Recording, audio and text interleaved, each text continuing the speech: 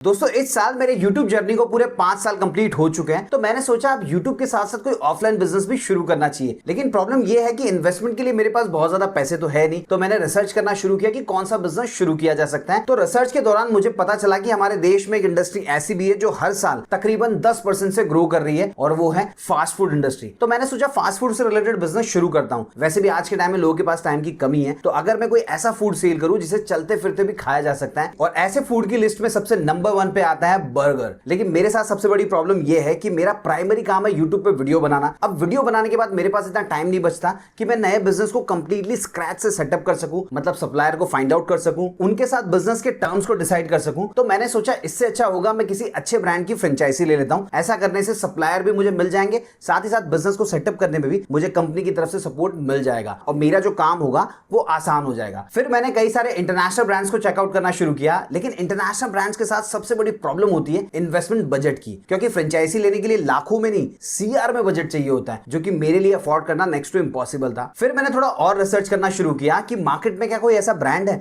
जहां पे मैं अपने बजट के हिसाब से बिजनेस शुरू कर सकूं, साथ ही कस्टमर्स को इंटरनेशनल लेवल की क्वालिटी भी सर्व कर सकूं। फिर मुझे एक ऐसा ब्रांड मिल भी गया। अब उस ब्रांड का नाम मैं आपको बताऊं उससे पहले आप नीचे मुझे कमेंट बॉक्स में लिख के बताइए आप कौन सा बिजनेस शुरू करने के बारे में सोच रहे हैं, ताकि आने वाली वीडियोस में उन्हीं बिजनेस के ऊपर प्लान कर सकूं। अब फाइनली मैं आपको उस ब्रांड का नाम बता देता हूं। सो उसका नाम है बर्गर सिंह। जब मैंने इनके बारे में और थोड़ा रिसर्च करना शुरू किया तो मुझे पता चला आज के टाइम में ये हमारे देश की सबसे बड़ी made in India burger chain है। बर्गर सिंह ने अपने इनोवेटिव टेस्ट और कस्टमर फ्रेंडली यूएसपीज के दम पर इंडिया के क्यूएसआर यानी कि क्विक सर्विस रेस्टोरेंट मार्केट में अपनी एक अलग ही पहचान बनाई है। और एक चीज मुझे क्लियर हो गई, इनके बर्गर में इंडियन स्पाइसेस और फ्लेवर्स का ऐसा तड़का है जो दूसरे ग्लोबल ब्रांड्स के बर्गर्स में देखने को नहीं मिलता। आज के टाइम में बर्गर सिंह के 180 से ज्यादा आउटलेट खुल चुके हैं और सक्सेसफुली रन भी कर रहे हैं। फिर मुझे पता चला कि इनका टारगेट है कि अगले 5 साल के अंदर 1000 आउटलेट ओपन करने का, और ये अचीव भी कर सकते हैं, क्योंकि बर्गर सिंह सिर्फ अपने इंडियन फ्लेवर्स के लिए नहीं बल्कि अपने पॉकेट फ्रेंडली प्राइसिंग के लिए भी मार्केट में जाना जाता है। वैसे जितना मैंने इनके आउटलेट में विजिट किया, मुझे हर एक आउटलेट में एक यूनिक बर्गर एक्सपीरियंस देखने को मिला। अब दोस्तों ये सब तो ठीक है, लेकिन मैंने सोचा कि सबसे पहले ये जानने की कोशिश करते हैं कि इनके कस्टमर का इनके टेस्ट और क्वालिटी के बारे में क्या कहना है। क्योंकि देखिए फूड इंडस्ट्री में अगर कस्टमर खुश है तो वो बार बार आएगा और बिजनेस चलता रहेगा,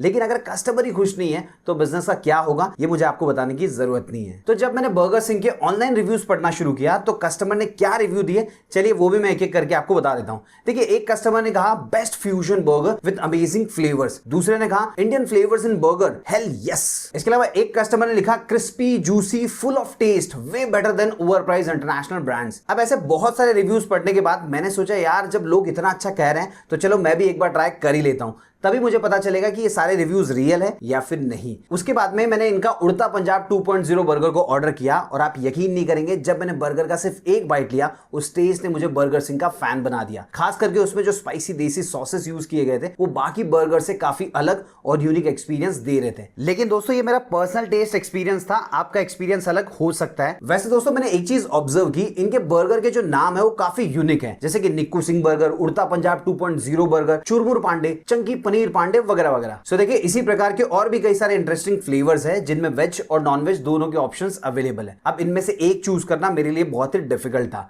फिर भी मैंने उड़ता पंजाब 2.0 को ऑर्डर किया, क्योंकि मैंने शाहिद कपूर की वाली फिल्म देखी थी और मेरा एक्सपीरियंस कैसा था ये तो मैं आपको ऑलरेडी बता चुका हूं। अब अगर मैं इनके मेन्यू की बात करूं तो देखिए इन्होंने अपने मेन्यू को टोटल 5 कैटेगरीज में डिवाइड किया हुआ है। सबसे पहला है बर्गर्स, दूसरा है फ्राइज, तीसरा है मोमोज एंड डिप्स, चौथा है साइड्स और पांचवा है बेवरेजेस एंड डेजर्ट। और अगर हम प्राइसिंग की बात करें तो वो है मात्र 39 रुपए से लेकर 230 रुपए तक, यानी कि मिडिल क्लास लोग भी इनके बर्गर को आसानी से अफोर्ड कर सकते हैं और इनके बर्गर के यूनिक फ्लेवर का एक्सपीरियंस ले सकते हैं। अब अगर आप ये जानना चाह रहे हैं कि इनका सबसे सस्ता वाला बर्गर कौन सा है, तो दोस्तों वो है निक्कू सिंह बर्गर और उसकी कीमत है मात्र 39 रुपए। अब देखिए मैं अपने एक्सपीरियंस से ये कह सकता हूं कि इतनी वैरायटी और बजट फ्रेंडली प्राइसिंग शायद किसी इंटरनेशनल क्यूएसआर चेन में देखने को मिले। अब दोस्तों टेस्ट, कस्टमर रिव्यू और प्राइसिंग वगैरह के बारे में तो मैंने आपको बता ही दिया है, लेकिन बिजनेस शुरू करने के लिए कंपनी के फ्रेंचाइजी मॉडल को समझना मेरे लिए बहुत ज्यादा जरूरी था। तो उसके लिए मैंने इनकी टीम को कांटेक्ट किया और वहां से मुझे बहुत सारी इंफॉर्मेशन मिली जो मैं आपके साथ भी शेयर कर देता हूं। देखिए बर्गर सिंह का जो बिजनेस मॉडल है वो को इन्वेस्ट मॉडल पे बेस्ड है। अब ये को इन्वेस्ट क्या होता है? देखिए हम सिर्फ अपना टाइम, पैसा और एनर्जी इन्वेस्ट नहीं करते, बल्कि कंपनी की तरफ से भी बिजनेस में एक्टिवली हिस्सा लिया जाता है। अब कैसे लिया जाता है वो भी मैं आपको बताता हूं। देखिए सबसे पहले तो आउटलेट और किचन को कंप्लीट सेटअप करके दिया जाता है। ब्रांडिंग और मार्केटिंग में भी burger Singh end to end support provide करता है ताकि बिजनेस स्मूथली चल सके। देखिए सबसे पहले तो कंपनी अपने वेंडर्स के थ्रू स्टोर को सेटअप सेटअप करवाती है क्वालिटी और डिजाइन को ध्यान में रखते हुए। उसके बाद में स्टोर में जो भी जरूरी इक्विपमेंट चाहिए होंगे कंपनी खुद उनको इंस्टॉल करवा के देगी, मतलब कौन सी मशीन या इक्विपमेंट चाहिए होगा इसके लिए हमें ज्यादा चिंता करने की जरूरत नहीं पड़ेगी। फिर company end to end training भी प्रोवाइड करती है ताकि ऑपरेशन, हाइजीन, स्टाफिंग और कस्टमर सर्विस को प्रोफेशनल तरीके से हैंडल किया जा सके। ट्रेनिंग के बाद में रेगुलर ऑडिट्स भी होते हैं ताकि स्टैंडर्ड्स को मेंटेन रख सके। और इतना ही नहीं, स्विगी और जोमेटो जैसे एग्रीगेटर प्लेटफॉर्म पे लिस्टिंग करवाने का काम भी कंपनी संभालती है ताकि जो भी इनके साथ जुड़ के काम कर रहा है वो सेल्स और ग्रोथ पे पूरा फोकस कर सके। इसके अलावा रेगुलर ऑडिट्स के जरिए परफॉर्मेंस पे भी ध्यान दिया जाता है ताकि बिजनेस तेजी से ग्रो कर सके और नेक्स्ट लेवल पे पहुंच सके। वैसे दोस्तों, जब मैंने इनके फ्रेंचाइजी पार्टनर से बात की तो मुझे पता चला कि कंपनी उनको सिर्फ एक फ्रेंचाइजी नहीं बल्कि ऑपरेटर पार्टनर की तरह ट्रीट करती है। यानी कि सिर्फ आउटलेट का ओनर बनने की अपॉर्चुनिटी नहीं देती बल्कि बिजनेस को कैसे रन करना है इसकी अपॉर्चुनिटी भी देती है ताकि बिजनेस का सारा कंट्रोल हमारे हाथों में रहे। फिर दोस्तों, मेरे मन में एक और सवाल आया, क्या मैं इनकी फ्रेंचाइजी ले भी सकता हूं या नहीं? तो मुझे पता चला कि कंपनी ने अपने बिजनेस मॉडल को खास तौर पर ऐसे पैशनेट लोगों के लिए डिजाइन किया है जो सिर्फ इन्वेस्ट नहीं करना चाहते बल्कि खुद ग्राउंड लेवल पे उतरकर एक अच्छे QSR बिजनेस को खड़ा करना चाहते हैं। यानी कि हर वो इंसान जो बिजनेस के लिए अपनी जिम्मेदारी को अच्छे से समझता है और ग्राउंड लेवल पे मेहनत करने के लिए तैयार है, बिजनेस को खुद रन करके ग्रो करना चाहता है, वो इनके साथ जुड़ सकता है। सो मान लीजिए अगर आप इनकी फ्रेंचाइजी लेना चाहते हैं तो आपको एक्टिवली हैंड्स ऑन एंटरप्रेन्योर की तरह अपने आउटलेट को हर महीने कम से कम 90 घंटे देकर मैनेज करना होगा। अगर आप ये करने के लिए तैयार है तो आप इनके पार्टनरशिप मॉडल के लिए एलिजिबल है। स्टोर के ऑपरेशंस, हाइजीन, स्टाफिंग और कस्टमर एक्सपीरियंस हर एक चीज को ध्यान से संभालना होगा ताकि कस्टमर सेटिस्फेक्शन टॉप लेवल पर रहे। साथ ही अगर किसी इंसान को उसके लोकल मार्केट की अच्छी नॉलेज है, जैसे कि customer behaviour, demand, food habit वगैरह वगैरह, तो ये चीज उसकी सबसे बड़ी स्ट्रेंथ बन सकती है क्योंकि कंपनी के लिए उनका पार्टनर सिर्फ एक पार्टनर नहीं बल्कि उस एरिया का ब्रांड एम्बेसडर है। इसीलिए कंपनी चाहती है कि उनका हर ओनर पार्टनर अपने स्टोर की जिम्मेदारी खुद उठाए ताकि कस्टमर को हाई क्वालिटी एक्सपीरियंस डिलीवर किया जा सके। चलिए अब हम इन्वेस्टमेंट के बारे में बात कर लेते हैं। देखिए, बर्गर सिंह के साथ बिजनेस शुरू करने के लिए आपको लगभग इतना इन्वेस्टमेंट करना होगा जो कि आप स्क्रीन के ऊपर देख पा रहे होंगे। इसमें एक लग्जरी आउटलेट ओपन किया जा सकता है और इस अमाउंट में लाइसेंस फीस ऑलरेडी इंक्लूडेड है। साथ ही वर्किंग कैपिटल के तौर पे आपको लगभग इतना अमाउंट चाहिए होगा ताकि रोजमर्रा के ऑपरेशंस और स्टोर्स के खर्चों को आसानी से चलाया जा सके। वैसे एक चीज क्लियर कर दूं, लाइसेंस 20 साल के लिए मिलता है, 5+5+5+5, यानी कि हर 5 साल के बाद में चेक किया जाता है कि अगले 5 साल के टर्म को एक्सटेंड करना है या फिर नहीं। वैसे अगर परफॉर्मेंस अच्छा होता है तो कोई इश्यू नहीं होता है। अब अगर मैं स्टोर लोकेशन की बात करूं तो देखिए, हर उस शहर में बिजनेस शुरू किया जा सकता है जहां पे स्विगी और जोमेटो जैसे फूड डिलीवरी एप्स काम करते हैं। वैसे मुझे एक और इन्फॉर्मेशन मिली कि कंपनी का फोकस अभी हाल फिलहाल में टायर 3 और टायर 4 सिटीज पर है क्योंकि ऐसे एरियाज में कंपटीशन कम होते हैं और ग्रोथ की पॉसिबिलिटीज थोड़ी ज्यादा होती है। अब अगर बात करें रिक्वायरमेंट की तो देखिए, स्टोर का साइज 250 स्क्वायर फीट से लेकर 400 स्क्वायर फीट के बीच में होना चाहिए